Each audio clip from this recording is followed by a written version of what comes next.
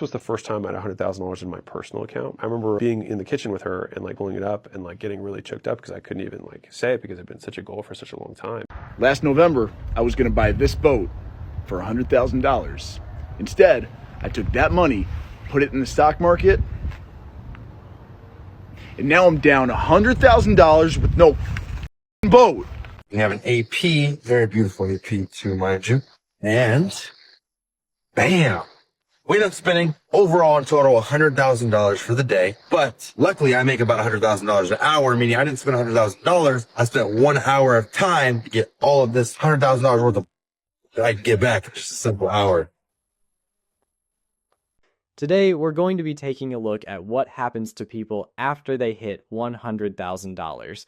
Same number, 20 completely different lives, and you're about to see both forks in that road, starting with the moment it happens. This was the first time I had $100,000 in my personal account. I remember being in the kitchen with her and like pulling it up and like getting really choked up because I couldn't even like say it because it had been such a goal for such a long time. She just like gave me a hug and I just like wilted in her hands because it felt like we had made it. I still to this day don't think I've ever felt as rich as I did in that moment because the relative change in income was like 100x. I went from 1,000 to 100,000. Like I don't think I'll ever have 100x change ever again. I felt like I could exhale finally.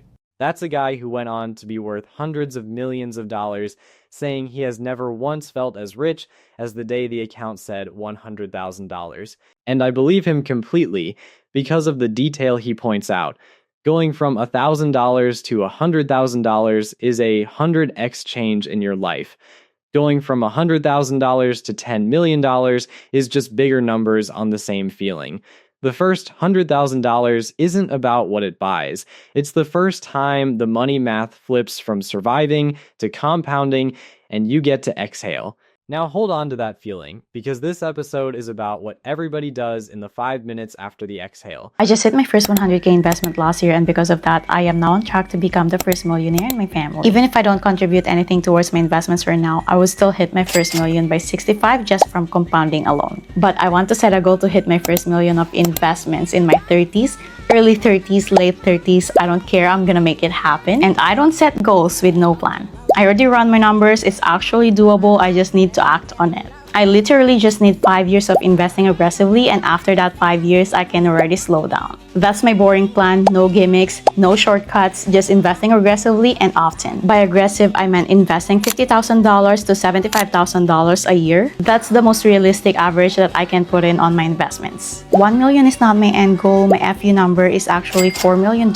for me to fully retire. But once I reach this milestone, the next millions will be relatively easier for me to achieve because compounding will do the heavy lifting for me. No gimmicks, no shortcuts, just a boring plan, and here's why the boring plan is the whole game. At $100,000 invested, even if she never adds another dollar, average market returns hand her roughly $7,000 to $10,000 a year for doing absolutely nothing. And that snowball only accelerates. It's why the old investing saying goes that the first $100,000 is the hardest, and after that, the money starts doing the push-ups for you. And for perspective on how rare her position is, eBree data shows only about 22% of Americans ever cross $100,000 in savings, and nearly 6 in 10 have less than $10,000. She's not just on track to be her family's first millionaire, she's in the top fifth of the country and treating it like day one. I had my first $100,000 in my bank account last year at 22. Here's what I put that money towards in terms of investments and fund purchases. The first thing I did was max out my RRSP and my TFSA. The contribution limit I had on my TFSA at that time, I believe it was around $30,000, so I maxed that out. And I believe my contribution for my RRSP was about $15,000. Almost half went into maxing out my investment accounts. The next investment I made was putting a down payment on an apartment unit. It was a pre-build and you only had to put 5% down. Total purchase price, I believe, is $570,000. So my down payment was just under $30,000. This place is still being built and I'm going to be using it as a rental property. Besides investing back into my actual business, which I'm always doing, those were really the only other investments I made during that time. Now for buying dumb shit, I didn't really buy anything for myself. For Christmas, I would say like the two dumb purchases I made were for my sister and my mother. I probably spent about $6,000 to $7,000 for a couple of purchases for them in total. Besides that, I didn't really buy anything fun for myself. Half into maxed out tax sheltered accounts. Those are the Canadian versions of a Roth and a 401k.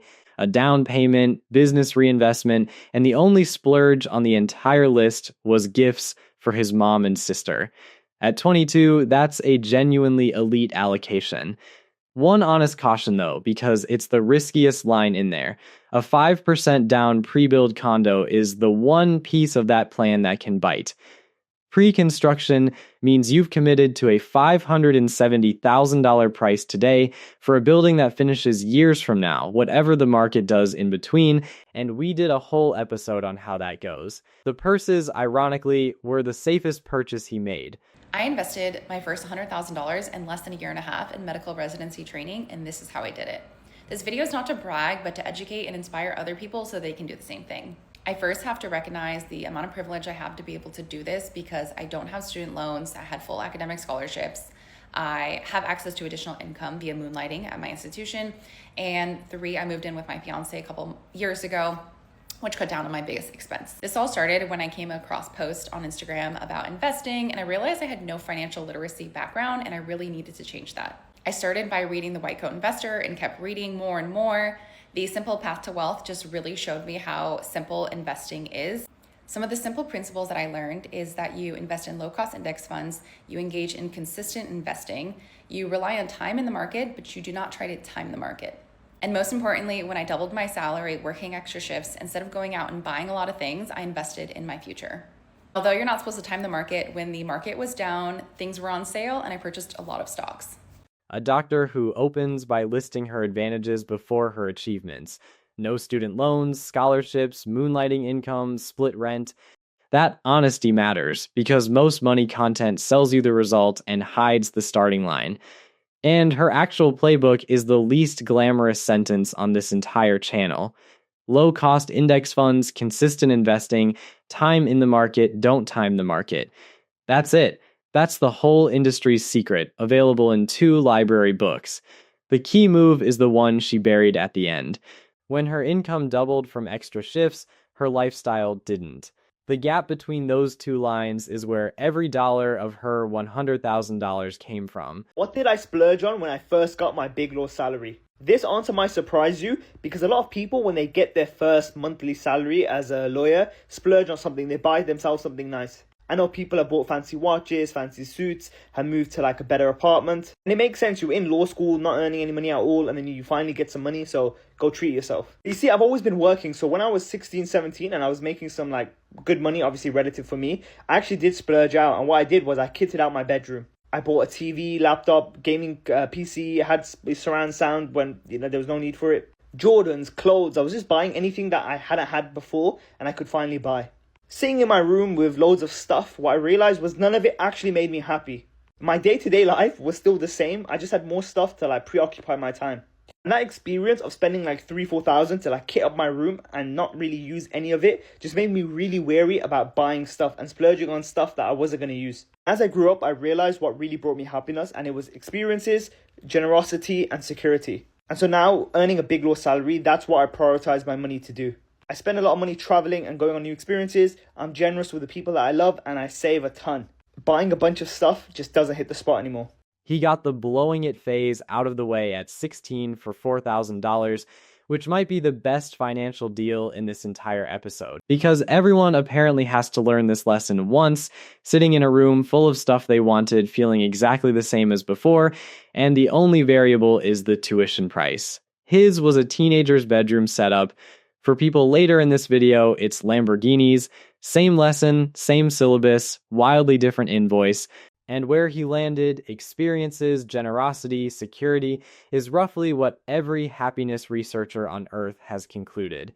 He just got there through surround sound nobody needed. Here are some of the dumbest things that I did when I was 15 and I made my first $100,000. Bought a car before I could even afford to have a license. Jewelry that probably made me look like I was just absolute gangster that I probably didn't even want to look for. Shoes that really didn't make any sense. Clothing every single week. Taking my friends out and having all of them feed on my dollar. And guess what? $100,000 didn't last me long. Literally a few months later, I was back to working at McDonald's again. So if you're young and you're making $100,000 or making a lot of money at a young age, give it to your parents, put it in a safety box, or learn how to just use financial education and invest or save it properly. He bought a car before he was old enough for a license, a vehicle he legally could not operate. That's not a purchase, that's a donation to a driveway. And now we're entering the burn ward section of this episode, where the pattern is going to repeat so precisely it's almost scientific. Big money, young age, no framework, and the money evaporates through the exact same 4 drains every time. Cars, jewelry, clothes, and feeding the entire friend group. From $100,000 back to the McDonald's fry station in a few months. His advice at the end, handed to your parents, is genuinely the correct emergency protocol at 15. I'm tired as fuck, but I can't sleep because I just feel like I haven't worked hard enough today. Even though I know I did. I know compared to everybody else I probably did, but like I compared to my younger self, bro. I remember I was 17, man. I made like $100,000 in less than a year. I blew it all. Bought all the cars, bought 3 motorcycles, traveled the world. I took girls to Lakers games and $2,000 a night hotels in LA, and I just sit here and I regret it all. I came from, I wouldn't say broke, but I was poor. I came from a poor place. So whenever I got my hands on that money, I was just like, I'm gonna go crazy, I'm gonna go stupid. And here I am, man. Just keep trying to bust my ass. I know that I'm living a good life. I live a better life than most, but bro, I just feel like I'm sometimes. This is the same story as the last clip, but filmed from years later at 2 a.m. from the inside, and he names the mechanism himself. Money arriving faster than the skills to hold it doesn't feel like wealth, it feels like a countdown clock, so you spend it before it disappears, and by spending it, you make it disappear. The cars in the Lakers seats are long gone. The thing that stayed is the guy lying awake doing the math on his younger self. I read somewhere you were earning $100,000 a year annually, but then blowing it all on drugs, alcohol, and prostitution. That's pretty accurate. Really? It's pretty accurate. I started at 17 years old as a crab fisherman.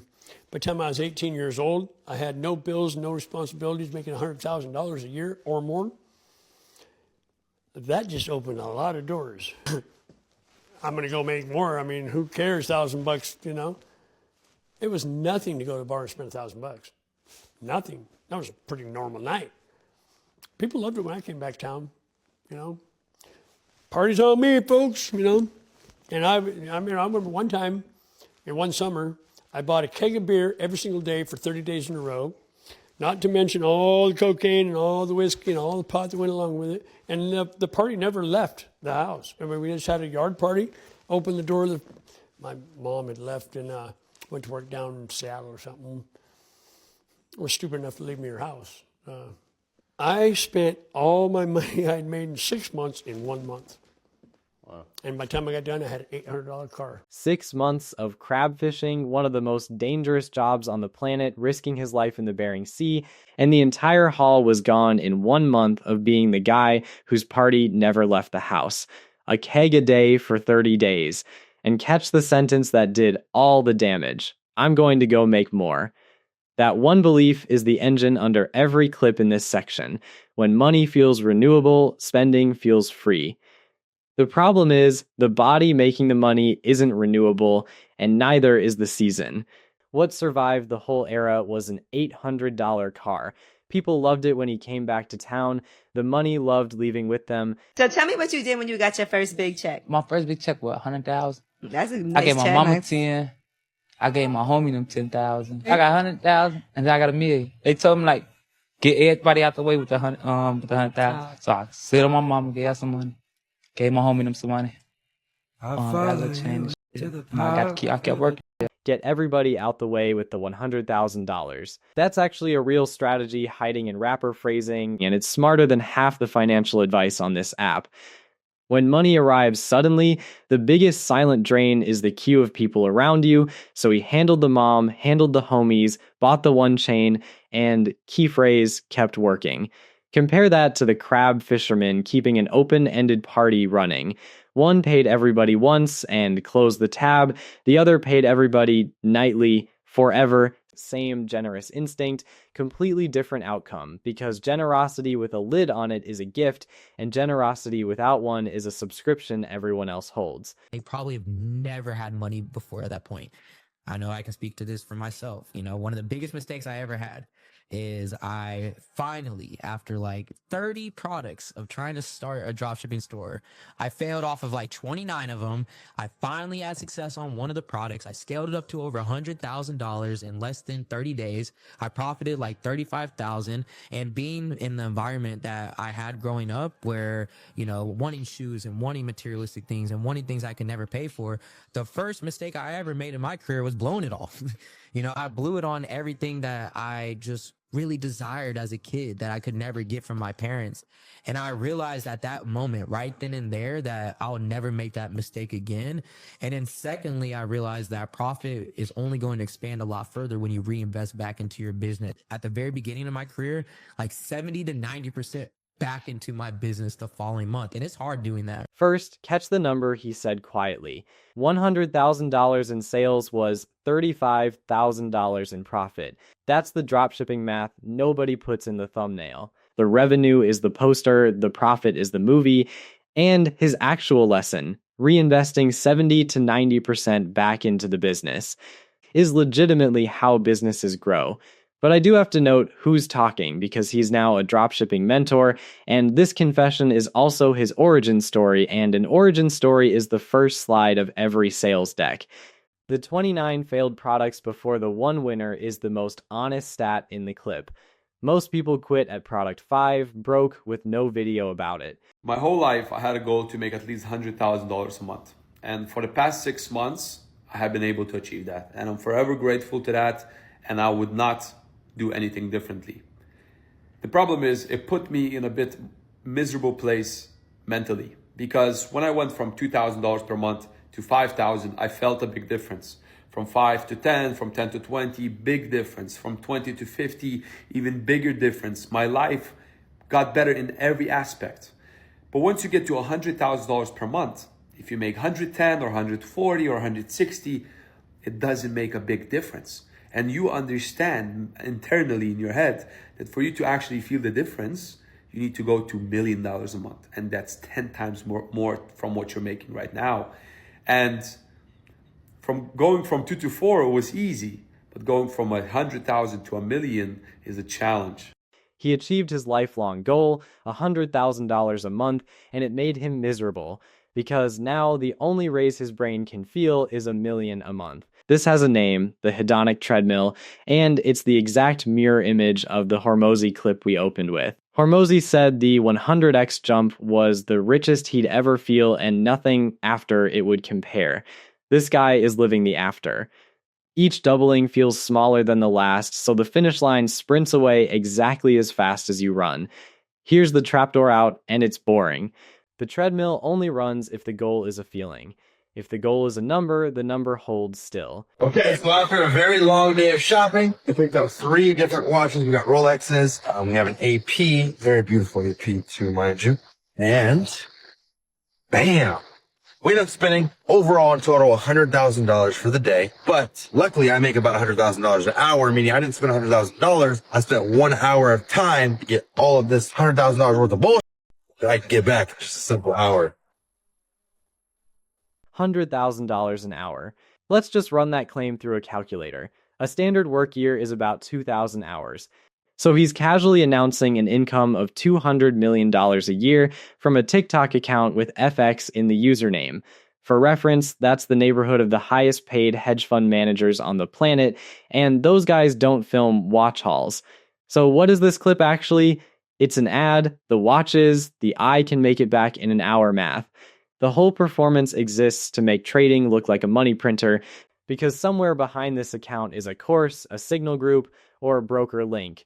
The watches are real, the hourly rate is the product. So here's how I spent my $105,000 paycheck from last month. First things first, I spent $10,000 buying some Bitcoin, $10,000 buying some stocks. My rent for my condo is $14,000 a month. I have 3 cars. My first car is my McLaren 720. That is a $4,000 car note. My G-Wagon is a $3,000 car note. And then I have an Escalade V, which is another $3,000. My insurance is $1,800 a month for all 3 of these cars. My parents' mortgage, which I also pay, is $3,000. I had an $8,500 credit card bill, which is like food, travel, gas, etc. $30,000 went to Uncle Sam, paid taxes, and now I'm broke. $14,000 rent, $15,000 a month in car notes across a McLaren, a G-Wagon, and an Escalade V, and the punchline, I'm broke.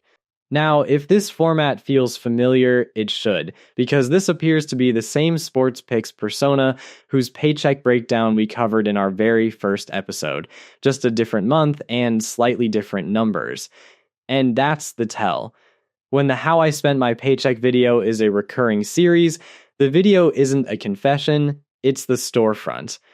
The lifestyle math exists to make you believe the picks print money, so you'll pay the monthly membership. And as we said last time, the members lose the bets, he wins the subscriptions, and the McLaren is the billboard you're financing. As some of you may know, I had a 100k account on phase 2 with FTMO, and I had recently blew it, and I blew it wasn't even due to strategy, it was just poor risk management and just lack of discipline and patience.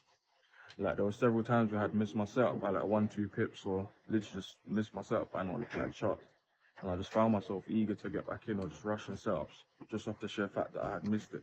Like, for me, my biggest problem is just lack of patience. Like, obviously, because I'm here doing something I don't really want to do, I'm just here trying to rush the process, and ultimately I can't do that, and I know that, but I just still fall into that same mindset. But I'm not mad at myself, because naturally I know that just comes with being away from the charts for so long. Also, I've been working on the Discord, so for all the people that follow me, or all the people that even want to get into trading or just be a part of a community, just keep an eye out on the Discord, and yeah, man, it's coming soon. If you watched our Worst Decisions of 2026 video, you already know how this machine works.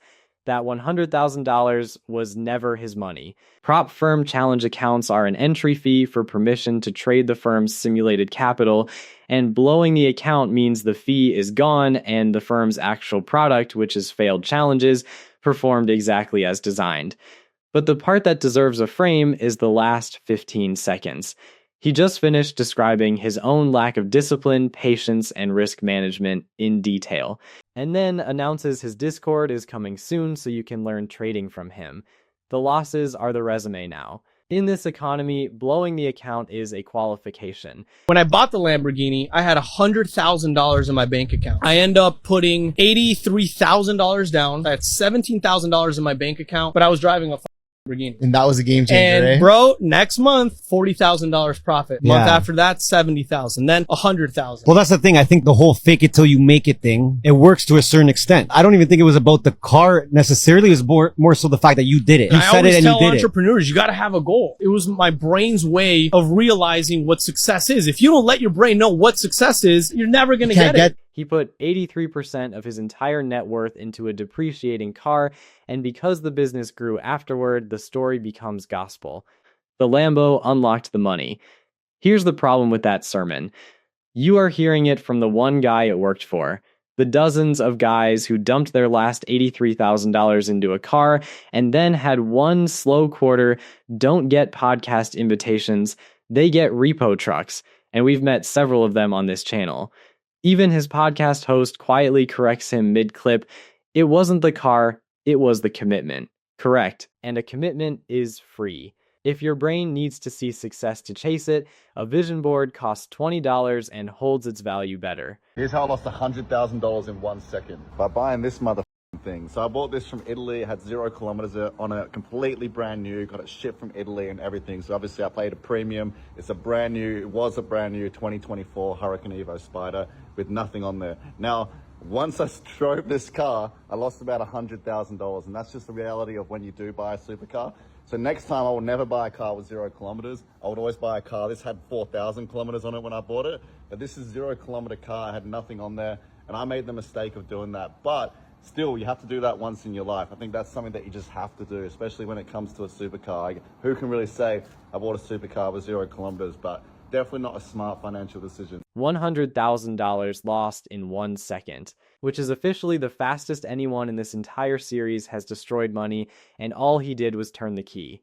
0 kilometer supercars carry a collector premium precisely because nobody has driven them. So the premium exists right up until the moment you do the one thing a car is for. He paid extra for a number on the odometer and then personally deleted it. His own advice is the correct math. Buy the one with 4,000 kilometers and let the first owner eat the 6 figures. But then you have to do it once in your life. Do you though? I've made it this far. Last November, I was going to buy this boat for $100,000. Instead, I took that money, put it in the stock market, and now I'm down $100,000 with no boat. He did the responsible thing, skipped the boat, invested the $100,000, and the market ate all of it anyway. Down $100,000, no boat. And I'm including this one because it's the necessary asterisk on this whole episode. Investing is the right long-term move, and it can still punch you in the face short-term, especially if that $100,000 went into a handful of hot stocks instead of a boring index. 2 footnotes for him, though. First, it's only a realized loss if he sold. Markets historically climb back, boats never do. Second, the boat would have lost half its value too, it just would have done it with cup holders. The market at least offers a comeback season. I recently quit gambling, and I'm kind of in the hole right now, and I just need some advice. What kind of gambling were you doing? Double-deck blackjack and a fair amount of poker, Texas Hold'em. Online? No, sir. How much have you lost? About a year ago, I had a 4-day stretch where I won and lost about 6 figures. Okay. So you recently quit gambling. Tell me about that. What's that mean? I'd say I haven't played cards in about 2 months. And my debt to income is great. I just keep putting myself in the same hole. Yeah. So you quit. You've had a gambling problem, and you just decided I quit, and that's it.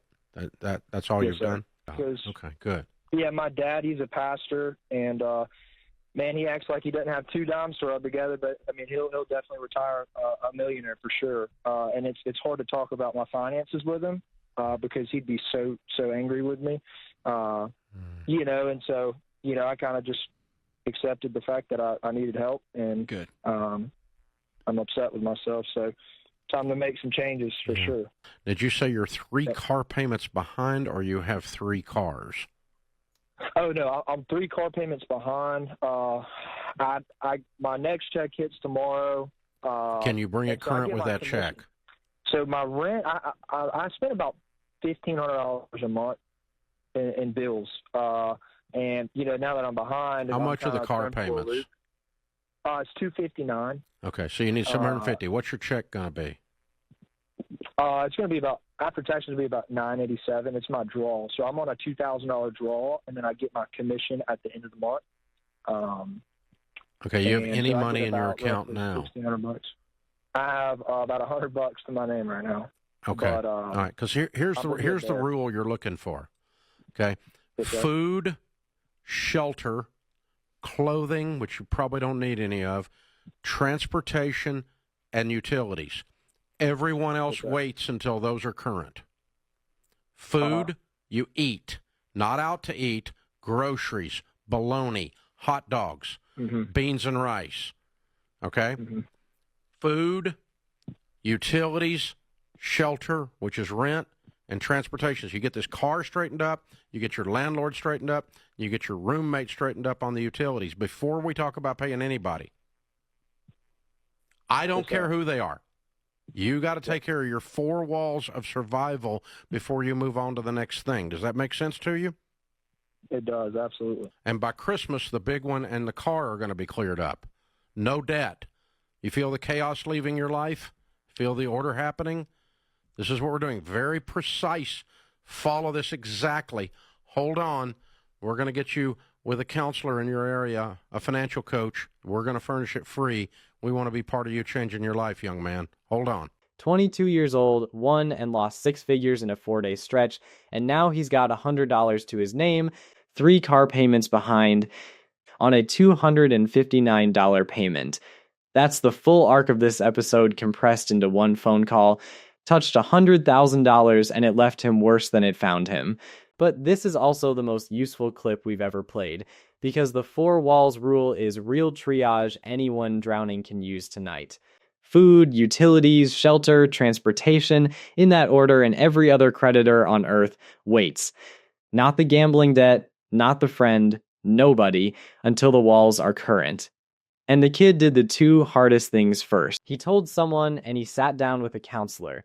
The budget fixes the money. Those 2 fix the whole. Probably the stupidest thing that you could do after you hit an 100K month is put your money into a car. How do I know this? coming from experience. Before I put a dime into investments, I put $5,000 into leasing a freaking Tesla. And I mean, I am grateful to have the car. It's a lot better than my mom's old car, but it's not worth it. It's been 17 months and I put 5,000 miles on this. Chances are, if you're hitting an 100K month, you're probably working from home and not going to use a car either. And of course, I had to get the one with all the bells and whistles. I couldn't just get the base model, but I'm just grateful I didn't put that money into something even stupider, you know, a bigger, better car. If you're a car person, I get it, but you know, at the end of the day, car's a car. It'll get you places and that's about it. 5,000 miles in 17 months. That's about 10 miles a day on a fully loaded Tesla because, as he points out, the income that bought the car comes from a desk at home. So the trophy for making money commutes nowhere. And I love that his celebrated win is, I'm grateful I didn't buy something even stupider, which is the lowest bar ever cleared on this channel. But honestly, after the last 18 clips, clearing it puts him in the top half. A car's a car, it'll get you places is the entire chapter on vehicles that this whole series has been trying to write. Took us 7 episodes. A guy with a barely driven Tesla finally said it. But a surprise my mom with some roses, $2,400. A serious surprise. Yo, so my mom, she works hard. 12-hour shifts being a nurse. She busts her ass every single day, you know, and her son just pulled out $50,000 out the stock market after a $100,000 a month. So I'm about to surprise her and get a reaction. Oh my gosh! Oh, thank you. Oh, thank you. Thank you. God bless you. Of course. Oh, God will replenish your pockets 1,000,000 or hundreds-fold in Jesus' name. God will bless you. Amen. You're coming in, you're going out with blessing in Jesus' name. Amen. Oh, thank you. God bless you. Oh. I was here falling asleep. Really? Oh my God. Were you expecting it? No. Yo, man, she works hard. She be grinding, putting in work. Thank you. Coming with a blessing, man. Thank you. Anytime. You were working earlier today, right? I got off work. I came home. This is due at midnight, and I'm here falling asleep. Really?